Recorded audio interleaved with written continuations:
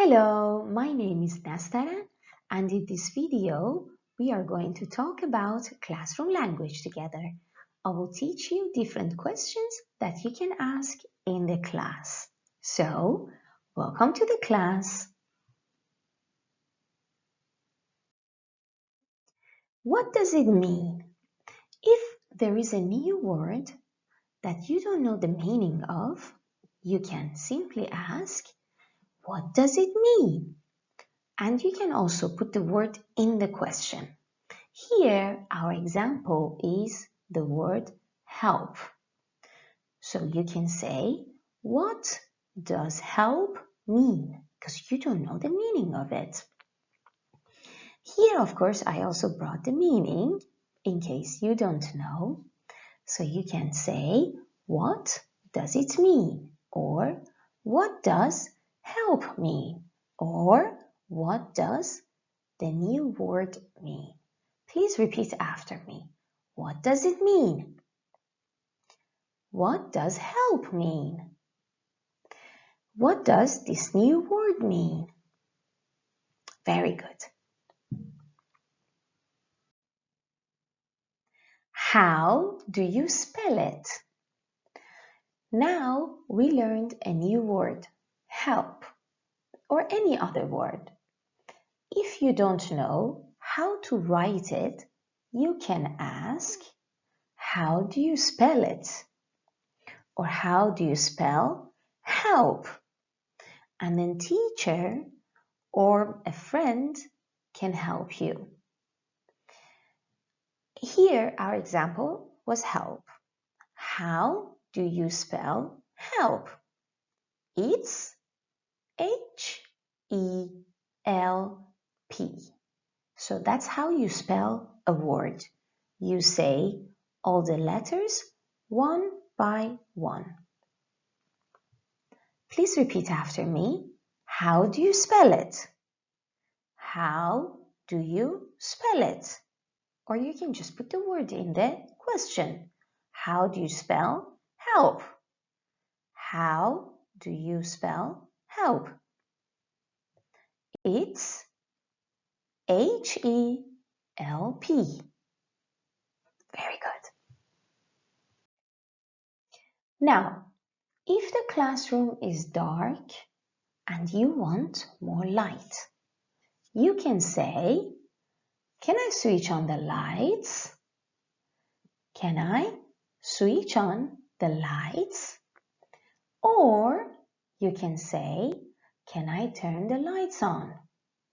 Can I turn the lights on? And if the teacher says yes, you can do it. Yeah. Please repeat after me. Can I switch on the lights?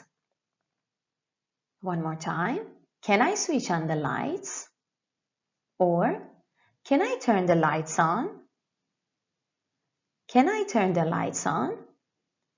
Very good.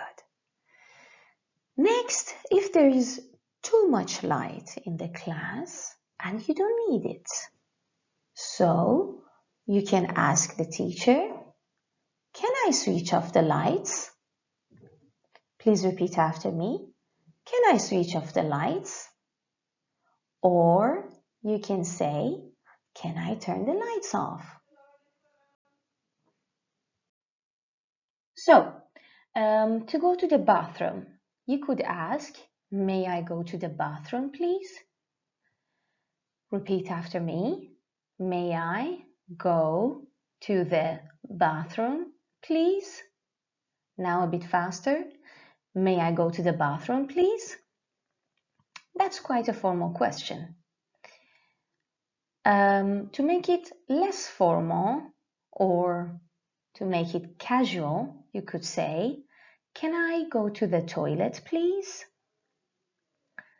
Can I go to the toilet, please?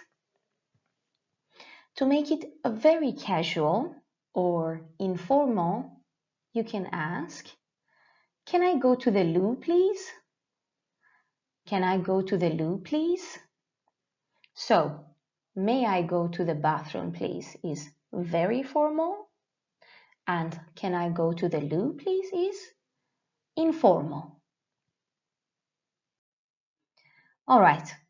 When some time has passed during the lesson and you're tired, so you need to have some rest, you can say, let's take a break, please. Let's take a break, please. Or teacher can also tell you that. Let's take a break, please. And when you take a break, you may use the bathroom, or you may have a cup of coffee or tea, doesn't matter, or maybe something to eat, like a sandwich. Okay.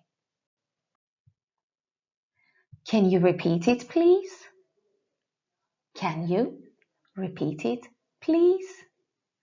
When you don't understand something, or when the teacher speaks very rapidly, too fast for you to understand, then you can say, can you repeat it, please? Repeat after me. Can you repeat it, please? Now a bit faster. Can you repeat it, please? Can you repeat it, please? Very well. When you are late for your lesson, for example, your lesson starts at 9, but you arrive at 9:10 or 9:15, or even later than that. That's not okay. So what do you say? You should say, sorry, I'm late. And often you've got to give an explanation why you're late. You can give different reasons. For example, I slept in. I overslept. So that means you woke up late. Maybe you had to wake up at 7 o'clock to prepare for your lesson, but then you woke up at 8, and that's why you got late. So you can say, sorry I'm late, I slept in. Sorry I'm late, I overslept. Or you can give other reasons. For instance, I missed the bus. I got stuck in traffic. Or any other reason on why you're late for your lesson. There's also a little bit of a joke. Look at the meme on the right-hand side of the screen. It says, I hate being late, but I'm so good at it. It's somebody who wants to be on time, but they never are. Okay, let's move on. Absence. Absence is when you have to be present in the class, but you're not. For so many reasons, you can miss a class. That means you do not participate in the lesson. But well, after that, you have to give an explanation to your teacher on why you missed a lesson or why you were absent. There can be, again, a lot of reasons, so you should always have one ready in your pocket.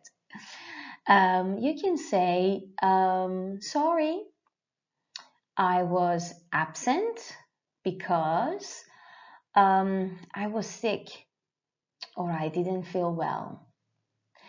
Or you could say, sorry, I was absent because I had guests over. Instead of I was absent because, you can also say, I missed the class because. I missed the class because I was traveling. That's also a good reason. I missed the class because I was sick. That's also another reason. All right, let's go to the next slide and see what we have. Help, help, help! You're in trouble. You need help. When something goes wrong in the class, you do not understand something, you don't know a word, you can't do an exercise, or For any other reasons you need help, you can simply say, can you help me please? Can you help me please? You can ask that to your classmates or to your teacher, whomever who is present in the class and can be of your assistance. Let's say it a bit faster. Can you help me please? Can you help me please? Very well. If you want to know when your exam is, you should ask, when is the exam? Or when is the test? So you know an exam is coming, but you don't know when. You can simply say, when is the exam? Or when is the test? But there is a difference between a test and an exam. Let's look at the 3 questions here. Question 1. Which one is longer? A test or an exam? Yeah, an exam is longer. So maybe a test is 10 minutes, but an exam, an hour. I'm just giving examples. Question 2. Which one is shorter in time? So if the exam is longer, the test is shorter. Exactly. Question 3. What's on the test? Or what's on the exam? You want to study.